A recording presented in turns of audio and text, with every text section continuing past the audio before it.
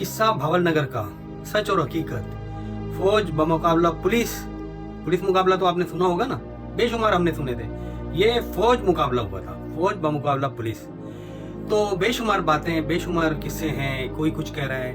तो इसकी असल हकीकत मैं आपको बताना चाहता हूँ। ये एक बॉर्डर डिस्ट्रिक्ट है। बॉर्डर डिस्ट्रिक्ट की बड़ी इंपॉर्टेंस होती है क्योंकि यहाँ स्मगलरों की चांदी होती है। जिस तरह चमन, चागी, योब, इसी तरह के डिस्ट्रिक्ट, ये बॉर्डर डिस्ट्रिक्ट है पंजाब का। तो यहाँ ये इंडिया से बॉर्डर मिलता है, तो बेशुमार स्मगलिंग के चांस होते हैं। बल्कि पिछले 60 सालों से खुलेआम यही चलता आ रहा है। ड्रोन के जरिए भी स्मगलिंग होती है। ये 1 जनवरी को इंडियन रिपोर्ट से कि 4 उधर उन्होंने स्मगलर पकड़े, उनके अपने और पाकिस्तान के मुलविस थे, जो ड्रोन के जरिए चरस वहां से भेजवाते थे। यहाँ से ड्रोन जाता था और ड्रोन वहां उतर जाता था और उसके बाद वो चरस उससे ले लेते थे।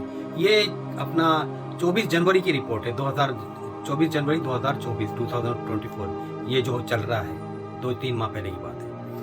तो किस्सा कुछ इस तरह से है कि जब ये बॉर्डर के जो भी होते हैं गांव जो भी, तो वहाँ ये नाका लगा देते हैं स्मगलरों की रोकथाम के लिए। उनसे माल लेना है, पैसा कमाना है, जो ऊपर तक पैसा भेजा जाता है। तो उस एरिया में ये नाका लगा देते हैं, जो पुलिस वालों का काम है। और सुबह वो नाका उठा देते हैं अच्छा खासा कमा के। अच्छा, ये शुरू से ही है, ये कोई आज की बात नहीं, पहले भी इस तरह के वाक़े हो चुके हैं। मैं नेक्स्ट वीडियो में बताऊंगा आपको।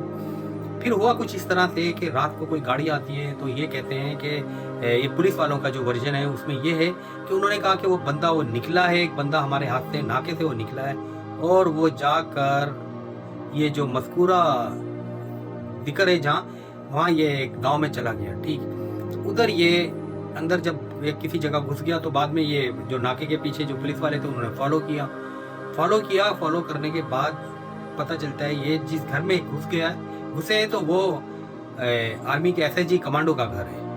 तो उन्होंने उनको धमकाया, बेइज्जती की, डांटा, क्यों आ गए। इन्होंने बोला कि भाई इस तरह से, इन्होंने भी जिस तरह खुलेआम में बदतमीजी करने लग गए। तो जिस तरह 9 मई के बाद इनको खुली छूट दी गई है, आप कुछ भी करें, तो इन्होंने अपने हिसाब से जो भी तमाशे किए, जिस तरह जो पुलिस करती आई है, करना नहीं चाहिए था। काफी उनकी औरतों से भी बदतमीजी की। तो वो जो कमांडो साहब थे उन्होंने उनको पकड़ लिया और उन्होंने रेजिस्ट किया। तो नाके के हिसाब से जो पुलिस गई थी, वो अपने आप को तो तोप समझ रहे थे वो, लेकिन वो कम थे।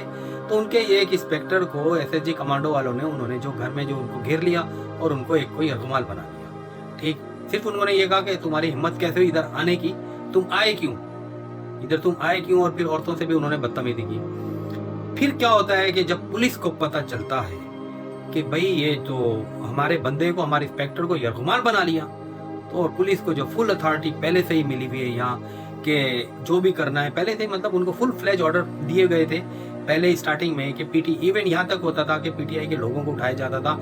अगर कोई एक फोटो भी लगाता था, और कम से कम रेट उधर का ये था कि 1.5 लाख रुपए लेते थे छोड़ने के। अगर किसी ने झंडा लगा लिया, नारा भी लगा लिया ना, तो वो शेर हो चुके थे, वो लोग बिल्कुल शेर हो चुके थे। उनको परवाह ही नहीं थी कि क्या कर रहे हैं क्या नहीं करना, बिल्कुल उनको टेंशन ही नहीं थी। अब जब उनका बंदा एक यरगुमाल बना लिया पुलिस वाला, तो ऐसे में तो आपको पता है, वो तो अपने आप को समझ रहे थे, पता है कि हम तो क्या है।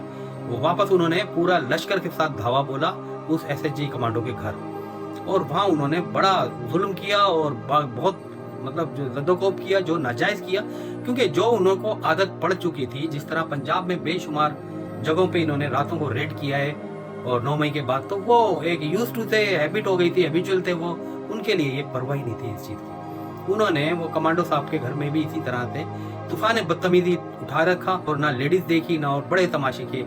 इवन इस झगड़े में एक रिपोर्ट के मुताबिक कोई एक लेडीज थी, उनका एक हमल भी जाया हुआ।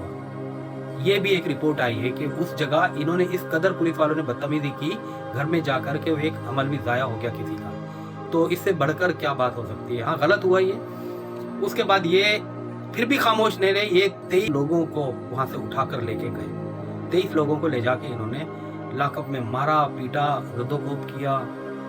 अच्छा, जब इनके बापों को पता चला कुछ अरसे बाद, थोड़े अरसे बाद, जब इनके डीपीओ को पता चला कि इन्होंने सांप के बिल में हाथ डाल दिया, अब तो इनकी मैया का सब कुछ होने वाला है, उसके बाद इन्होंने क्या किया, जब ऊपर के लोगों को, अथॉरिटी को पता चला कि हमसे तो बहुत बुरा होगा, ऐसे में इन्होंने पूरा उसका एक लाहेअमल तैयार किया कि ये तो बड़ी गलत बात हुई। उन्होंने फिर क्या किया, डीपीओ साहब ने, वो जो पुलिस वाले थे जो इसमें इन्वॉल्व थे, उनको उन्होंने लॉकअप कर दिया, लॉकअप किया। और बाकी लोगों को जो अपना वहाँ से पुलिस वालों के जो निशाना बने थे, जिन्होंने एसएसजी कमांडो के घर से ये लेके आए थे, उनको इन्होंने हॉस्पिटल के लिए चांद रात का जिक्र है कि चांद रात को जब हॉस्पिटल ले गए वो लोग और अपने जिस तरह सर्टिफिकेट लेने कि हमें मारा है, जो हड्डी वड्डी टूटी होगी, जख्मों के जो निशानात के सर्टिफिकेट मेडिकल बनता है, तो पुलिस ने सोने पे सुहागा ये किया कि वो सर्टिफिकेट जो थे ना वो नहीं बनने दिए और डॉक्टरों को कहा डरा धमका के कि खबरदार किसी भी तरह का सर्टिफिकेट नहीं होना चाहिए,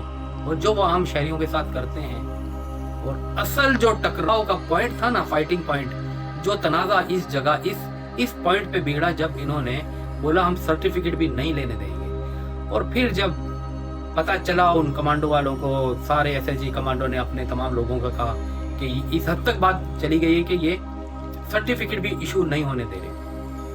और फिर उन्होंने ईद की नमाज पढ़ी और फिर सोचा कि चलो अब पुलिस वालों को चल के ईदी देनी चाहिए।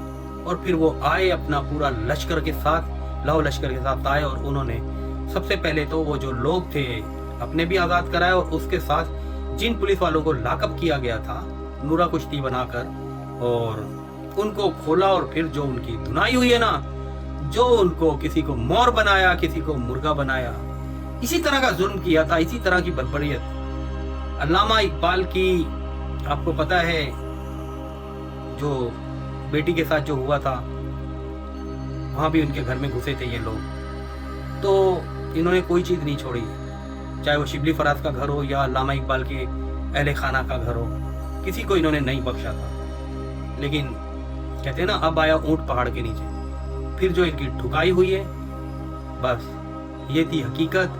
और उसके बाद इनको भी हॉस्पिटल ये जब गए ना, उधर भी मारा इन पुलिस वालों को। जब हॉस्पिटल ये अपने जख्मों को मरहम लगाने गए, वहां भी इनकी ठुकाई हुई। तो ये जो कहते हैं ना मुकफ़ात अमल, ताज़ा इन्होंने ये काम किए हुए थे, बेशुमार इन्होंने दुख दिए थे, जुल्म किए थे। और अब तो कहते हैं ना, कुछ लोग होते हैं वो मारते भी और रोने भी नहीं देते। इनके साथ ये हुआ। अभी भी इनको होश के नाखून लेने चाहिए। किसी के कहने पर किसी पे भी जुल्म नहीं करना चाहिए, चाहे कितना भी ताकतवर कोई क्यों ना हो, इस तरह किसी को नहीं करना चाहिए। तो इनको जो छूट दी गई थी ना 9 मई के सिलसिले में, सबको फुल अथॉरिटी दी गई थी कि आप कुछ भी करें। इवन 1.5 लाख लेते थे ये बंदा उठाकर। इससे एक बाई कंपनी सिर्फ किसी का फोटो लगाने पे, किसी का नारा लगाने पे, किसी का झंडा लगाने पे, इतना जुल्म किया इन्होंने। और उस जुल्म का खमियाजा इन्होंने अब भुगता है कहीं जाकर। तो ये भावल नगर, ये जो बॉर्डर एरिया, इनकी इंपॉर्टेंस होती है। इस तरह के वाक़ात पहले भी होते रहे हैं इसमें, और ज़ियाउल हक के दौर में भी इसी तरह थाना गवाल मंडी के पूरे थाने मारा था, पूरी फुल आर्मी ने। वहाँ भी एक कैप्टन थे जो कप्तान साहब, वहाँ सिनेमा में झगड़ा हो गया था इनका, तो गवाल मंडी के पूरे थाने को लिटाया था उस वक्त।